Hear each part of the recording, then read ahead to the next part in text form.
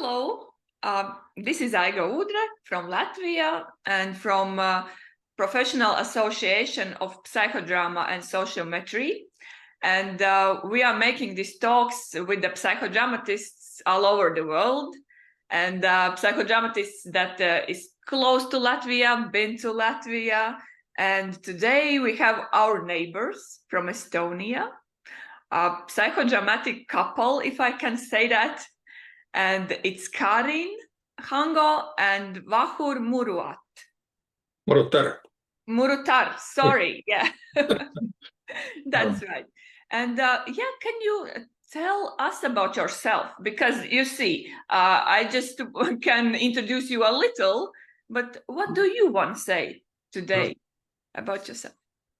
I am Karin. I am Vahur's partner in life and yes, in all my crimes for last 36 years or something. And he's also my business partner. I'm a psychologist. First of all, I am a psychodramatist. I'm an entrepreneur. We have our own company where we provide psychodrama and psychological services. I'm mother, I'm grandmother, something like that. Okay. Oh, yeah. My name is Vahur, and I was graduated from university as a journalist, and this was very nice way to spend my youth studying interesting things. Okay. But then it came out that I'm not very good at writing. So I had to change my profession more for talking, and afterwards to acting, and then letting others to act. So I was like in search of my speciality, and then I tried several psychotherapies, gestalt therapy and psychodrama, and then I more developed the psychodrama thing, and several 20-something years. Okay. And now I'm just TP from this Nordic board. Nordic board, yeah. Nordic, no, it's Nordic Baltic board. Yes. And I'm doing mostly leadership development trainings, and using some psychodrama elements for warm-ups and action and experiential learning. So this goes well. Actually, it's very useful for very conservative companies and very creative companies. So we can adjust it. Something like that. What I have a dog. I'm a master of my dog, so he can't be without me. We are very close, and now we were abroad about a week, and he was in a nursing home, and now he's he keeps very close to me. Yeah, he wasn't angry with you that you were away. No, he's. I can feel that he's not getting angry. He can be sad, and it can be a longing and things like that. But when I'm back, he has no this revenge feelings. So it's interesting. I do have yours. Yeah. And Karin, how do you get to psychodrama? Oh, it was a long time ago. Actually, we organized the very first psychodrama course here in Estonia. It was Jukka Kuokkanen from Finland. But how I came to the idea to introduce psychodrama here, I was educated as a theatre psychologist, actually. And it was because I loved theatre and my first husband was an actor and so on. But also this was back the Soviet Union times when Estonia was occupied by Russia. And we, while I was studying psychology, we had all these strange subjects like the history of Communist Party and things like that. And I didn't especially like it. And so I had to find somebody to hire me. And so I could have a special program. And it was about theatre psychology. And one of our playwrights was also a psychiatrist, and he knew a bit about psychodrama. He had read Moreno and done some experiments himself. His name is Vaino Vahing. But he had never had the opportunity to be in a real psychodrama group. And so I had heard a lot, and then when somebody said that it's possible to invite somebody from Finland to provide a psychodrama course, I was absolutely willing to organize it. So, and we had a company, and it was needed that time to have a company who invites somebody. Yeah. You couldn't invite him as a person. Private person. Or, yeah. Yes. Okay. And then you met too, or it was before or afterwards? We had met before. 2 years before. Yeah, we had been studying social skills training together. So I asked Vahur to help me, but we were not privately connected. Okay. Interesting. And what, was this Vahur for you, psychodrama? Why do you stick with psychodrama?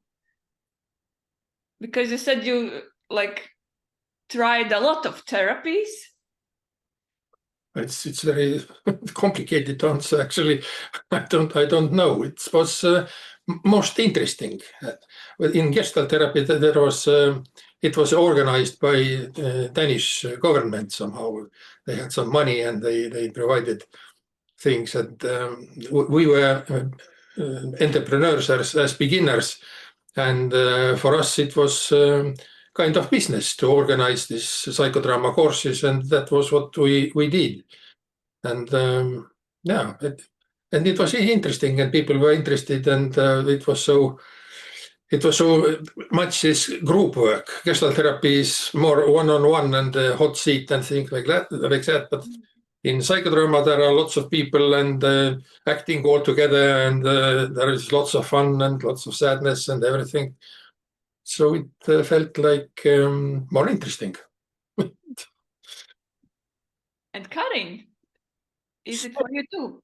Well, it's theater. Yeah, same with me. I tried expressive art therapy and some cognitive things, but it seemed most suitable for me, this acting. But I need to confess that at one point when I got my GP degree in psychodrama, I felt that I want something else, so I also studied psychoanalytic organization consulting for getting more idea about reflection. We have this sharing in psychodrama, but I felt that there might be something else. So but I never started using much of psychoanalysis. I'm a psychodramatist. Okay, but was there something else? Yes, there was, absolutely. The stuff we call sociodrama, not stuff, sorry, about my English language. They have similar procedures, and their analysis and reflection models might be more interesting. So I have, in a way, combined them in my work.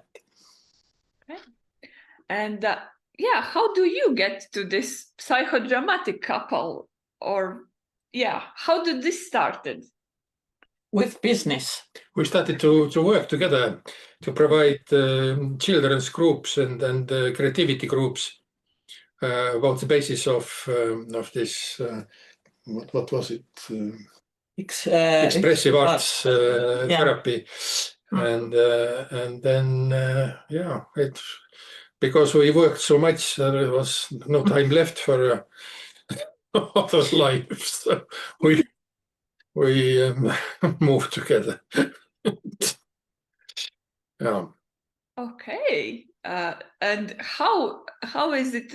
Well, you know, Zerka and Moreno, we have this beautiful couple. I have them somewhere behind me too.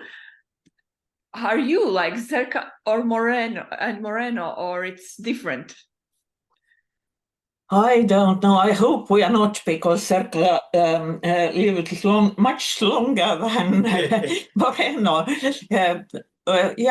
But maybe in some sense I am this explaining one, and maybe a calm one, and he's the more creative one. And but the most crazy ideas might also come from me. So I'm not sure.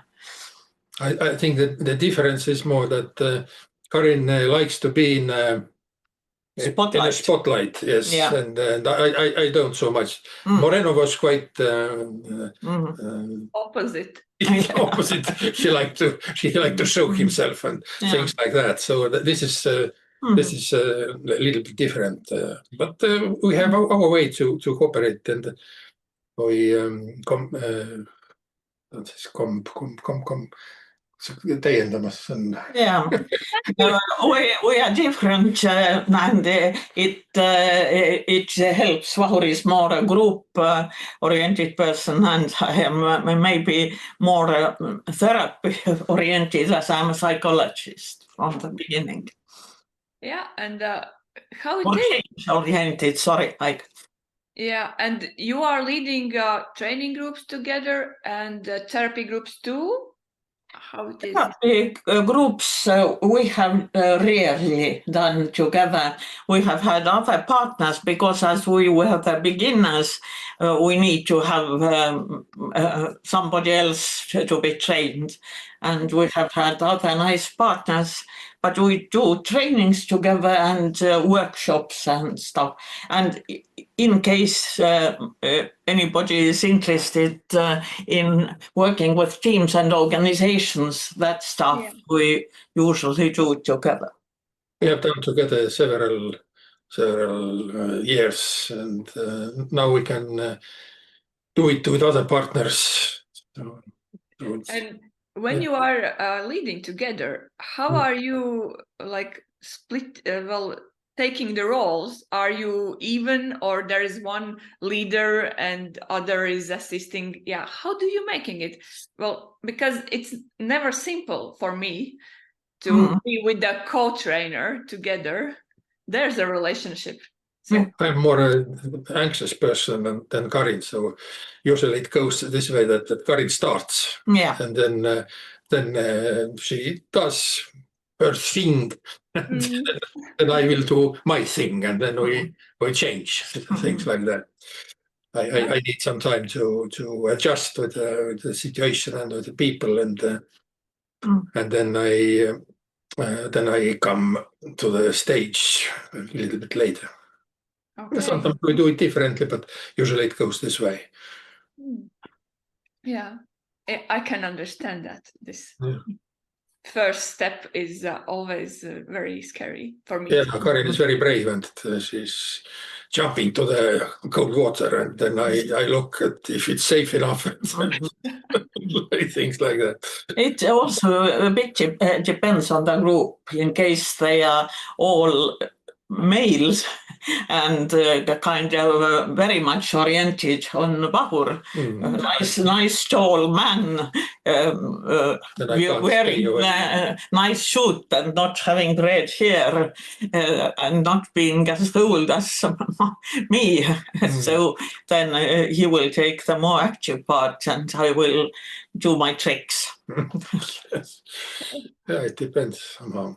sometimes I need to establish some rules Okay. at the beginning. And psychodramatic family.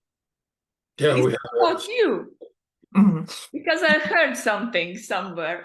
have. Yes, my son is actually my first husband, even who was an actor, came to Psychodrama, but he's dead a long time ago. And his son, my son, is also a well-known psychodramatist, more well-known than I am at the moment.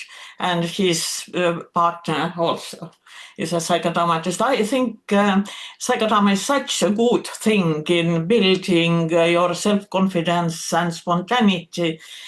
So we have told all the workers in our company, all our colleagues, to take at least some psychodrama courses. So we have lots of psychodrama people around us.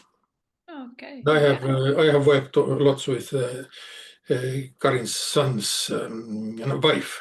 We get along and we can do good developmental courses. So it's a big family. Yeah, extended. Yeah. Extended family, exactly. And but if I can ask this, are you using like in your own or used psychodrama in your own family? Yes, role reversal, absolutely. Well, I am the initiator. And even with our grandchildren, when we traveled, for example, to Greece, each day we decided who will be which hero from the antique or god or goddess, and then we played this several times during that day. So yes, some creativity stuff, and sometimes with difficult issues also. Yeah. And well, you told about this extended family. So when you were just like building up psychodrama, maybe, well, how do you feel? How do you think maybe this is one of the cases where this psychodrama is this good in Estonia, as I see, that it's like an extended family? Or what's this I don't know, bonus that you did that psychodrama now is this popular as we see it and have some white, this, they are doing so good. I think it was more about having both male and women and people managing well with this new independent Estonian situation, because psychodrama people very often are like rebels or trying to confront with what is existing. But back then there was this constructive power was very much needed in Estonia to build our state structures and companies, and that was what we were doing. So maybe we were some models for more successful people to join psychodrama. I think that with these family-based organizations, there are more risks than benefits, maybe. This is what I learned while learning psychoanalysis, but we managed to overcome them in a way, so maybe it was a model too. Okay. Yeah, I think this model is very important, and that we made connections with developing persons in that time in Estonia. So our dog needs some attention. I will let him in. Yeah. He's very active. Sorry. Yeah. Oh, it's okay. He can join us if he wants. Yes, of course. And this that we had lots of people who are very interested in developing themselves, and good people. And the other thing was that we made this institute to our company, and that didn't work because all this responsibility stayed with us, and other people didn't invest their time and energy to it. And then we finished this institute and made this therapies. and we made this non-profit organization, and everybody who wanted become a member. And this was a much more beneficial organization, that people invested more to this and took more responsibility, and then it spread it well. So this was, we were of course sorry, and we lose some money, but actually organization won. Yeah. And and I think the first period was needed because we got like 7 GPs. Yeah. And it's really a lot, so we had enough trainers to carry on with this non-profit organization. Enough energy. Yeah, that's true. And it's like, as I see it, very important to know how to share this responsibility. Yes. Because if it's on 1 or 2 people, it's very hard. Yeah. Yes. Okay. And is there something that you don't like about psychodrama? I thought about this question even before our agreement to give this interview. There is something that has been worrying me, and maybe it's not dislike, but there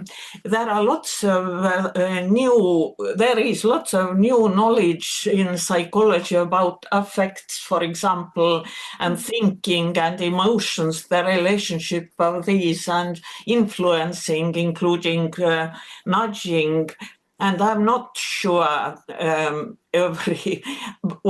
sure not every psychodramatist knows them. We know mirror how neurons by now, but there is much more that could be of help. And the thing that worries me is somehow that some psychodramatists are very trauma-oriented. We want to look back to what bad things happened to you, and we kind of stick there, and this might even influence, not in a nice way, the clients we are working with. So we maybe miss something about creativity and joy sometimes that is actually part of the essence of psychodrama. But this is absolutely my personal, and I know it's partly economically driven thing. It's easier to call yourself psychotherapists and get money from the state or some foundations. So working with so-called healthy people to prevent stress and traumas in the future and to raise their capability to adapt and be spontaneous, it might be more difficult. More factors from the background. Yeah. I was thinking three things that first was my own experience that during my quite long period of learning psychodrama, I didn't meet some issues important for me. And I don't know what is, it is something connected with this group thing, that there are always some people who are more active and more in trouble, and so somehow this process wasn't deep or consistent for me enough. So I got to contact some issues after I was finished the psychodrama, and went to this immunity to change approach afterwards. And the second thing is that it seems like a cult. everything must be confirmed with Moreno's thinking, and it's very similar with Lenin. We had this so at times that everything you said must be in connection with Lenin's words. This is my personal tragic, but yeah, and I think it's not so bad. Because the Moreno holds it together somehow. It's not only bad, but somehow yeah, there's a cult elements. And the third one is that it's not the science is not developed enough to back up this psychodrama approach. So yeah, it hasn't developed as much. So it's like. Some witchery or yeah. I would say that this is the one reason why it's like a religion or a cult, because there's not enough scientific researches. But I would love to say that it's getting better. It's getting better, and science needs to develop, because this positivistic science is not good enough for explaining psychodrama. It needs to be something another science. Yeah. And of course, in psychodrama, there has to be this magic element also, I think. Yeah, yes, because it's, well, it comes from cultural and social and other sources. It can be explained, but maybe not during day one in psychodrama and not in popular books. Yes, of course, it is so. But yeah, well, cult, it's a stereotype in Latvia a little, because, well, as I see it now, in leaders level, in CP level, we are getting to explanations. And then it's not looking like a cult anymore. Oh, yeah. And yeah, well, but it is like this a little scary thing that it can get like a cult, but then maybe some people need this. Yeah, sure. Feel better. No. What is my constructive idea that we have been, not we personally, but psychodramatists have been trying to do in Estonia, is to combine psychodrama with your everyday life, and not only family life, but also with your work. And when you do things in your real environment, and it's not only that you come together with your psychodrama group and tell how awful they are in the organization, in your organization, then it becomes much less cult-like. It gets new life in it.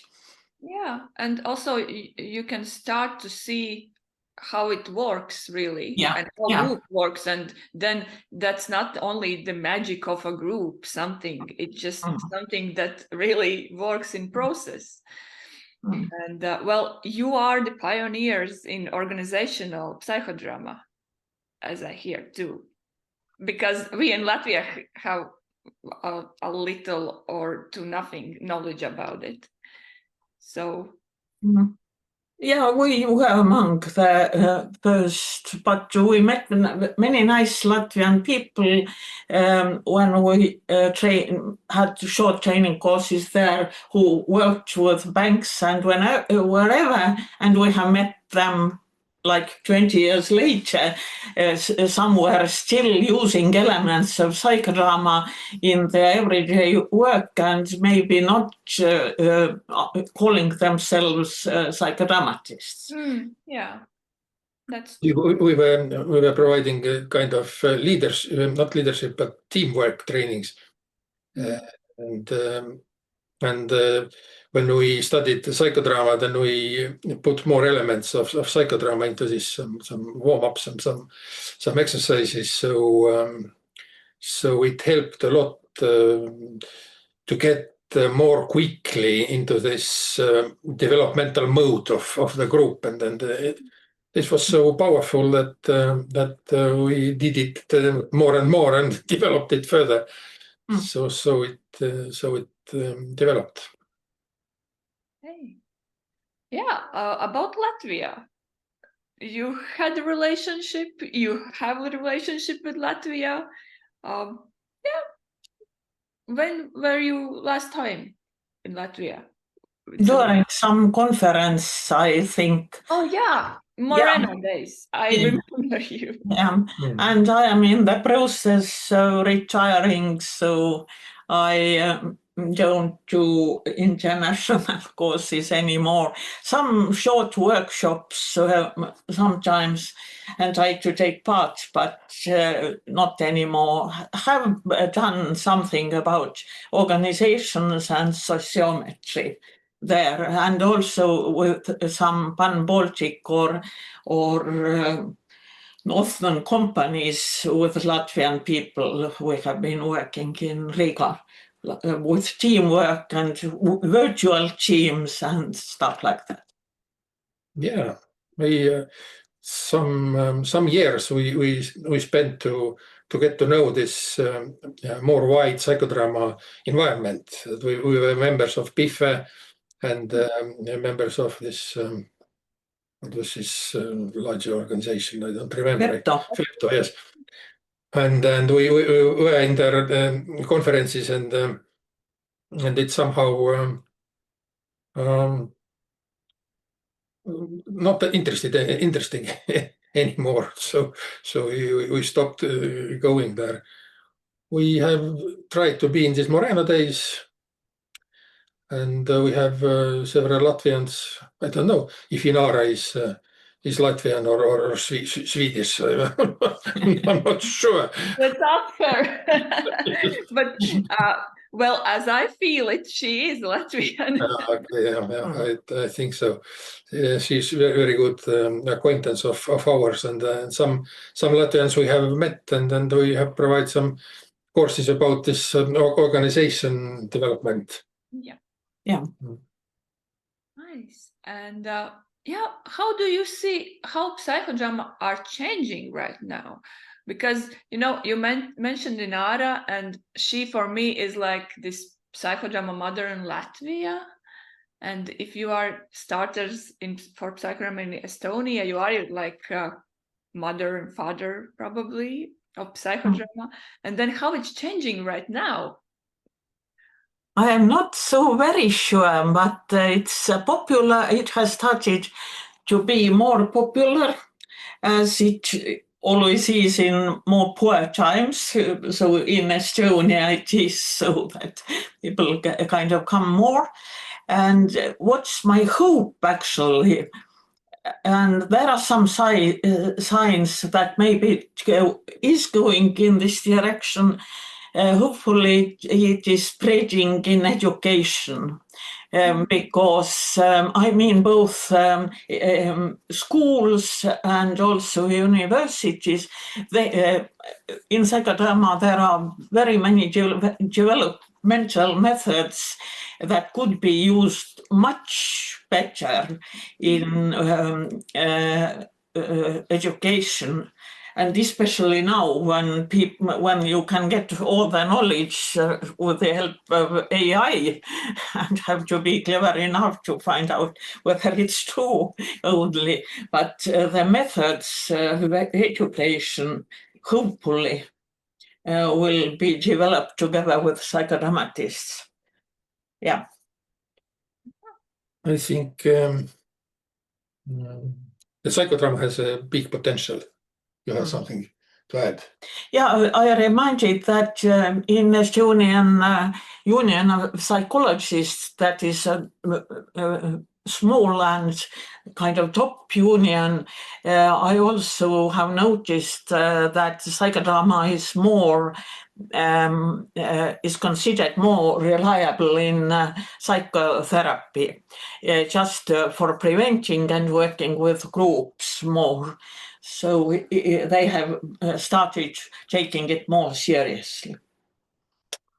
Yeah, people who study psychodrama nowadays, they want to apply it very, very, very soon. So they don't have this patience anymore to study 3 years and then then maybe start doing something. So it needs to be more applicable, this psychodrama right now.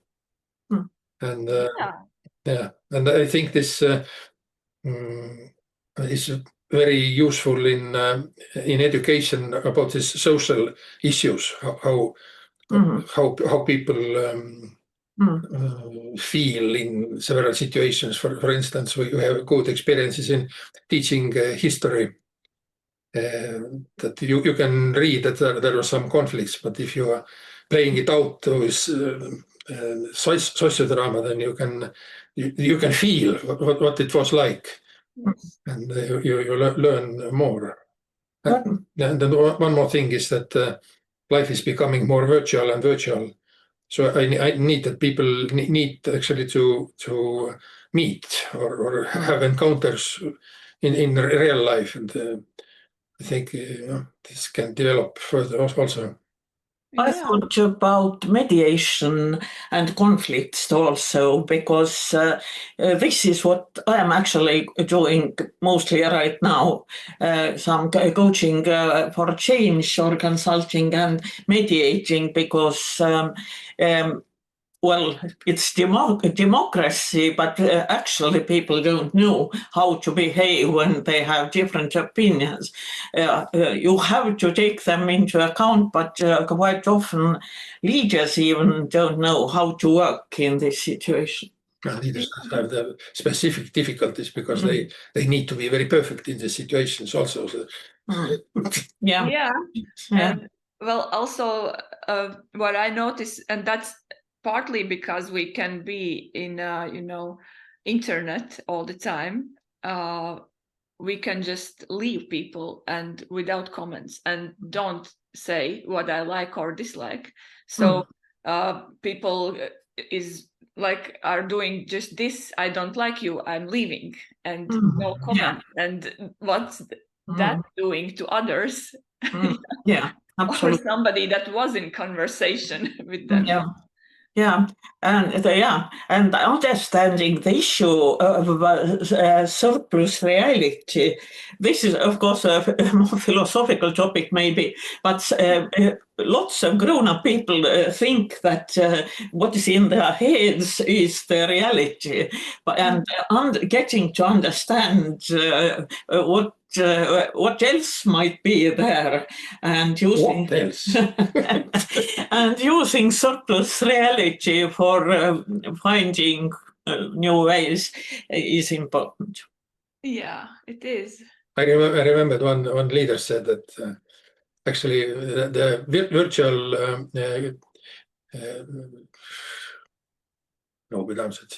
meetings are very, very, very good and easy to provide. When you want, you can silence somebody. Or you can just, freeze. Yeah. And blame it on the internet, on the connection.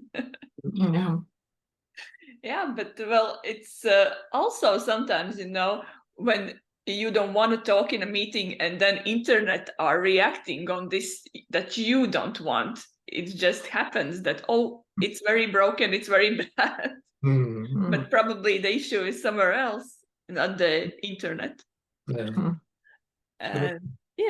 And also I think it's with this ChatGPT AI using, people need to somehow get in touch with their authenticity and see it as a very big bonus and a tool, because with the ChatGPT, it can talk for me.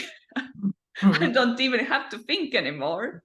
But then it's collecting thoughts from the internet. It's not my own thoughts, it's somebody's, and I don't even know sometimes who is thinking this.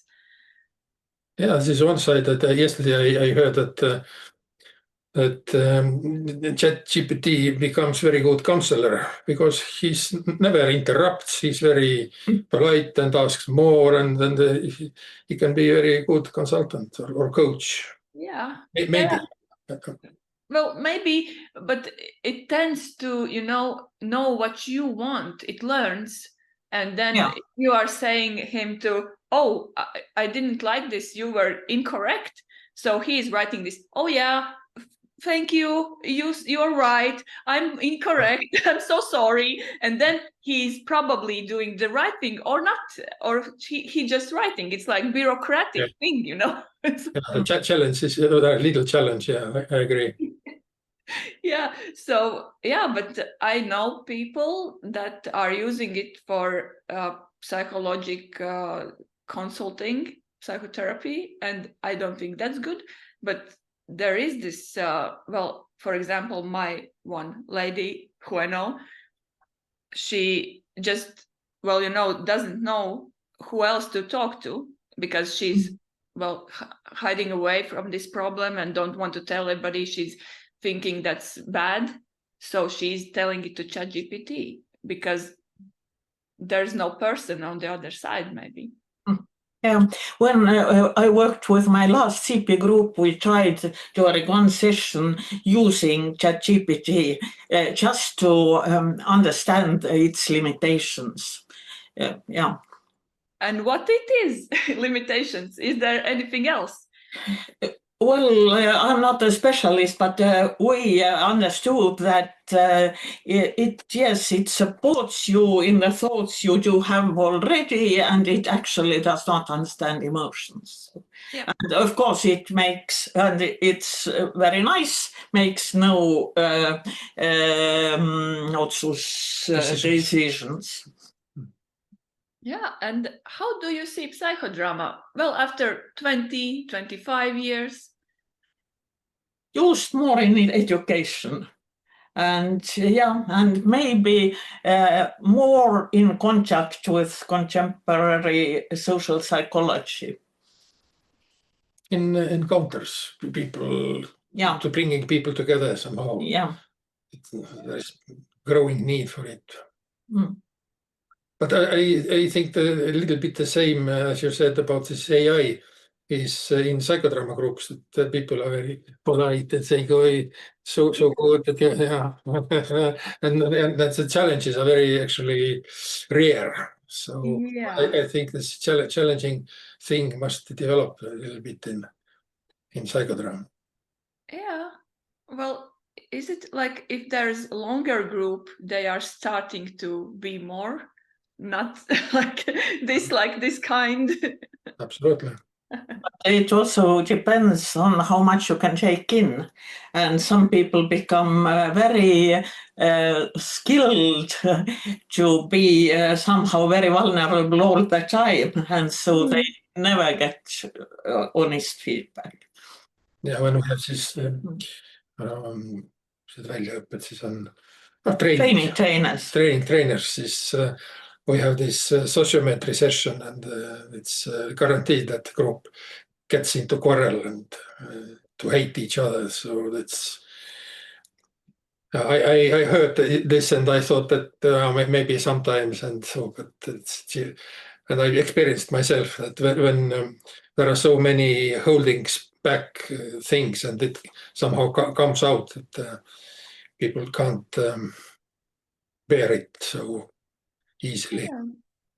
Yeah, it is so. We have here this too that, sociometric camp, oh no. Everybody is afraid of it. But afterwards, they see the reason why and, well, like how good it is to talk, just to, you know, get out of you everything, not just the good things or light things. Yeah. Okay. And I have one question, like, what is your age? If we are not looking at the passports today, how old are you? I said that I'm my veins are 49. So this is a medical evaluation. I don't know. Maybe I'm a teenager. I looked at my hair this morning to get ready for this meeting and thought that maybe I'm 14. If my health is good, then I think about myself as a 35. Best age. 55. Okay. 35. 35. So 35 and 14. Nice. Mhm. And is it the same for you as a couple, or it's different? Of course. Nice. I've wondered all the time that how the old people think they are. No, as you said, and I am this imagination that they fix in some period, and they live as being in this period, and then 35 is very good. You have already much of experience and not so much anxieties and then fears, and yeah, that's good. In our relationship, I'm not 14. I have to be the person who orders taxi or gets things ready. Or You can't order taxi, actually. well, Bolt, I can't order Bolt, but yes, I can order a taxi. Well, I maybe 37 or something in our at least in our work life. Okay. Except when we have warmed up the group already and I start doing Psychodrama or something, then I get my 14 years old mood, and I'm quite playful. At least I feel so. Okay. Oh. And one group member asked me quite recently, will you ever grow up? I said, I'm not sure. Yeah. Nice. And as for you together, is there some, great message that you can tell everybody, all psychodramatists and all coming up psychodramatists that are learning right now? Is there some wise message? Oh, don't forget that spontaneity is and encounters are the essence of psychodrama. Maybe this. Yeah. I think that maybe to follow your impulses. Don't hold back so much. Try out. If you have idea, try it. Experience what happens. Be brave, I would say also. What I got from my psychodrama therapy was becoming more brave, speaking up and so on. And reverse your anxiety into excitement. That's great. Yeah. Yeah. Okay. Yeah. Thank you a lot for today. It was so nice to meet you. And Yeah. I hope to meet you in Moreno days, because I'm going to Estonia. Okay. Yeah. So let's meet in real life once again. Yes. So thank you. Thank you very much. Thank you. Bye. Bye. Bye.